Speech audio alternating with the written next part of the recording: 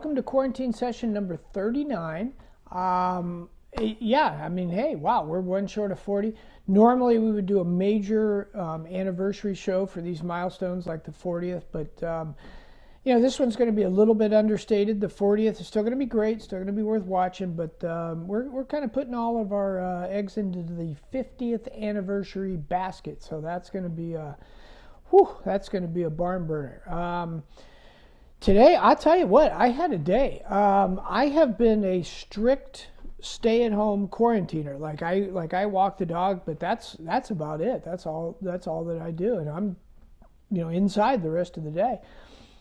So I went out to walk the dog this morning, and lo and behold, one of the tires on my car is like half flat or half full, however you want to look at it, but it was low. And I'm like, oh my gosh. So my wife said, well, call and make an appointment. I'm like, you know what? I'm just going to go over there. So I drove over, and this is like my first time out. It was like a field trip. I was like, wow, this is what it's like to be out in the world again. And so I went to the dealer and I explained the problem. I'm like, hey, the tire's flat. And he said, do you have an appointment? Reasonable question. I'm like, no. And he said, well, we can probably fit you in this afternoon. Do you have a ride? Or I said, oh no, I can wait. He said, are you sure? I'm like, yeah, sure. What else do I got to do? So I got to roam the waiting room, and they had a TV and a lounge chairs, and I watched people out the window and traffic, and it was kind of fun. And he finally came back after several hours, and he's like, hey, you're all set. You had a nail in the tire if anyone cares. And he said, I was like, hey, is there anything unnecessary you want to do? Or, because I got time, nothing but time. And he's like, no, you're all set, which I give him credit for now that I think back on it. But, and then after that, since I was out, I called my wife, and so I went to the store, and she gave me a list, and I went to the store, and I can't help thinking, and you may feel the same, you may feel different, and I don't want to be a politician and have to make these decisions, but I would feel probably safer on a golf course than I did at Wegmans. Like, we were like banging carts and touching stuff and grabbing stuff, and it occurred to me what we really, really need, and if anyone knows anyone that's willing to do this. So like the doctors or nurses, it doesn't matter, but they do those pieces where they grab them after 6 days in a row of 15-hour days, and they come out and they're just haggard, and they're heroes. Don't get me wrong, that's amazing. But what I really want is for one of them, when the TV person interviews them and says, hey, is there anything we can do for you? And if one of them could just say, I'd just love to play a round of golf on my day off, that's what I'm really looking forward to. Well, I think that sort of thing would get through to whoever makes these decisions. So that's what I'm hoping for. If anyone knows anyone, can get a little plug in there. And hey, the trivia, first time ever, no correct answers, 0. So I'm going to go over what I was looking for, where I think everyone made their mistakes, and then we're going to have a 2-sleeve carryover for tomorrow. So stay well, stay healthy, stay safe, and hope to see you soon.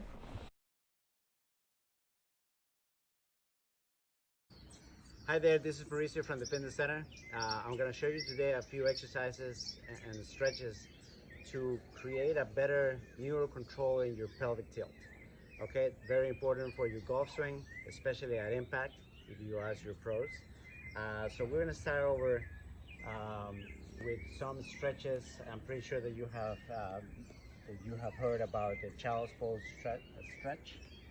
We're going to actually get into this position, and you're going to stretch right in there. You're going to feel that in your lumbar spine, and we're going to move. After 20 seconds, we're going to move to the left. Just walk with your hands side to side. Okay?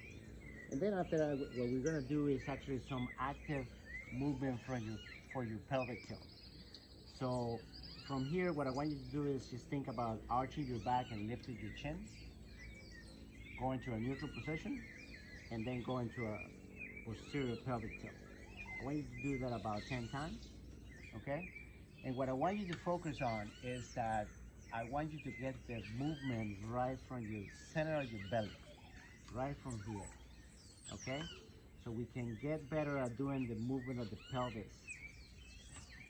So you get to know what a neutral position feels like, okay?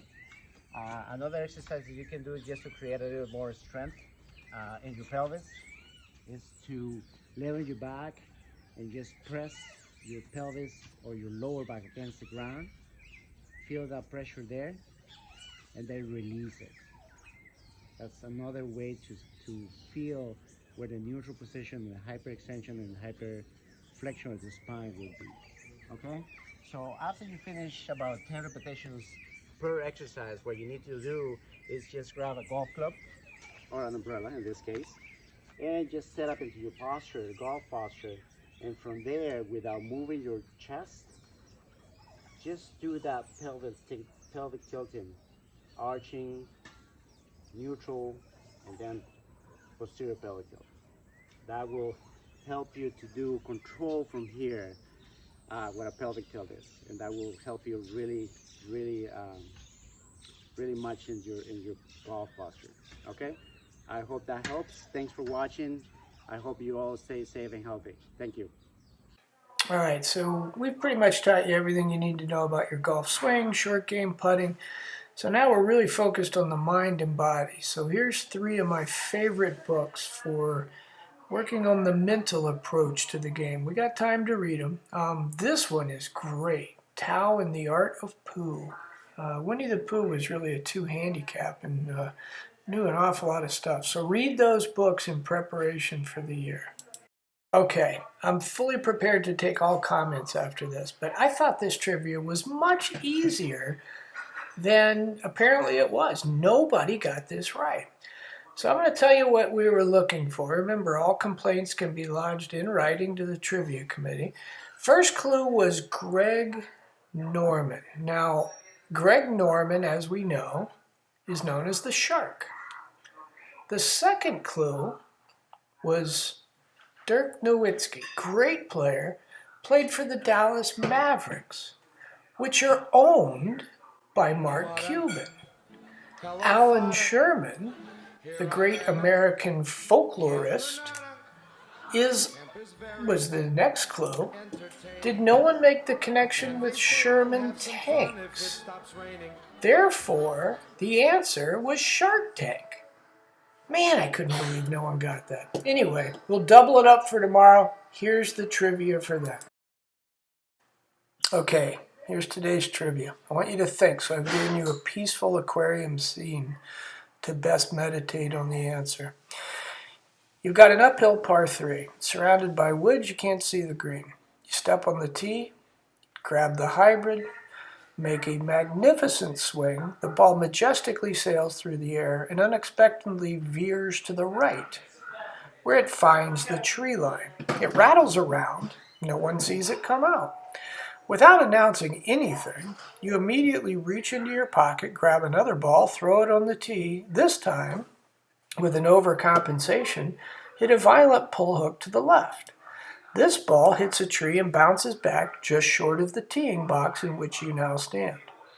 You walk forward to where you just hit your second ball. You lay the sod over it and it moves about 60 yards. You again approach it. This time you leave it short of the green, albeit with a much better swing. On a whim, you walk over to the woods, taking a look for your original ball. Who wants to lose a golf ball? You find what appears to be your ball underneath twigs and leaves. With a heroic mighty lash, and after announcing to your fellow competitors that you have found your ball, you make a magnificent swing which produces a result of the ball trundling out into the fairway. When you get out, you look down and sheepishly notice it's not your ball. Unsure what to do, and upon announcing to your fellow competitors that that was not your ball, you return to what was your second ball off the tee. This time you hit it thin, bladed as a matter of fact. It hits the flagstick and miraculously drops in. Triumphantly, as you walk up to get it out of the hole, you notice your first ball must have hit off the trees and caromed unbeknownst to the group and found its way into the bottom of the cup. What's your score for the hole? Good luck, everyone. We'll talk to you tomorrow.